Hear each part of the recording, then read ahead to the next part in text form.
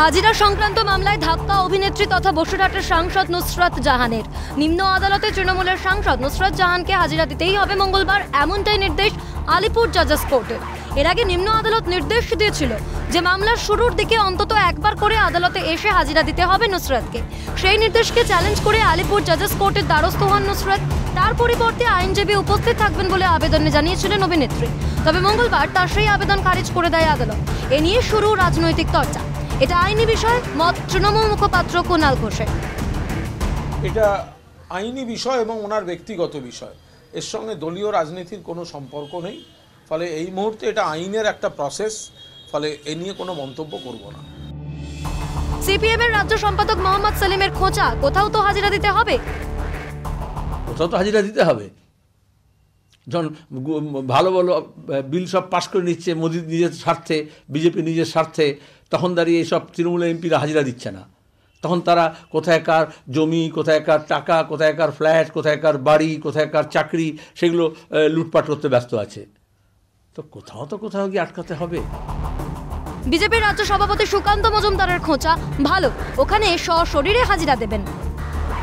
ভালো, সশরীরে ওখানে উপস্থিতি দেবেন। উপস্থিতি তো কোথাও দেখতে পাই না, লোকসভাতে তো ওনার উপস্থিতি থাকে না, রাজনীতির ময়দানেও আমরা দেখতে পাই না। কোর্টের লোকেরা আনন্দ করবে যে হিরোইনের। বিজেপি মুখপাত্র শ্রমিক ভট্টাচার্যের খোঁচা, তৃণমূল কংগ্রেস আর স্বচ্ছতা, এটা দুটো বিপরীত ধর্মী শব্দ। নুসরাত জাহান যে আবাসন কেলেঙ্কারিতে আছেন, মানে যার বিরুদ্ধে যা অভিযোগ, সেখানে কাদের টাকা লুট করা হয়েছে? কিছু অবসরপ্রাপ্ত মানুষের নিজের সারা জীবনের সঞ্চয়কে তারা লুট করেছে পরিকল্পিতভাবে। এদের কঠোর শাস্তি হওয়া উচিত, যাতে ভবিষ্যতে এই কাজ করার কোনো সাহস না পায়। তৃণমূল কংগ্রেসে যেখানে দেখিবে চাই উড়াইয়া দেখো তাই, সব জায়গায় একই রকম চলছে। তৃণমূল কংগ্রেস আর স্বচ্ছতা, এটা দুটো বিপরীত ধর্ম শব্দ। প্রতারণা করলে শাস্তি পেতেই হবে, দাবি বিজেপি বিধায়ক অগ্নিমিত্রা পল।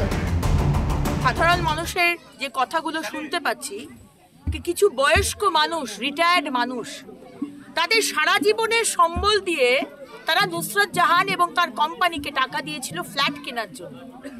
সেই টাকা তো ফেরত পায়নি, ফ্ল্যাটও পায়নি। তাহলে কি এর শাস্তি হওয়ার দরকার না দরকার নয়?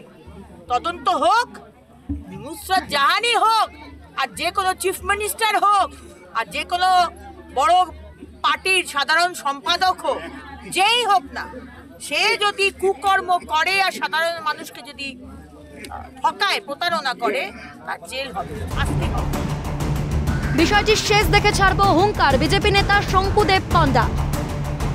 এটা এখনো কিছু হয়নি, কারণ খুব তাড়াতাড়ি যখন আমরা ইডিতে ফাইল করেছিলাম, উনি বলেছিলেন ইডি ওনাকে ডাকবে না। পরে ইডি ওনাকে ডেকেছে, উনি এনকোয়ারি শেষ করেছেন এবং ইডিকে স্যাটিসফ্যাক্টরি উত্তর দিতে পারেননি। ইনফ্যাক্ট ইডি কি তদন্ত করছে এটা নিয়ে যথাস্থানে আমরা যা যা করার করছি, খুব তাড়াতাড়ি আপনারা জানতে পারবেন। এর আমরা শেষ দেখে ছাড়বো।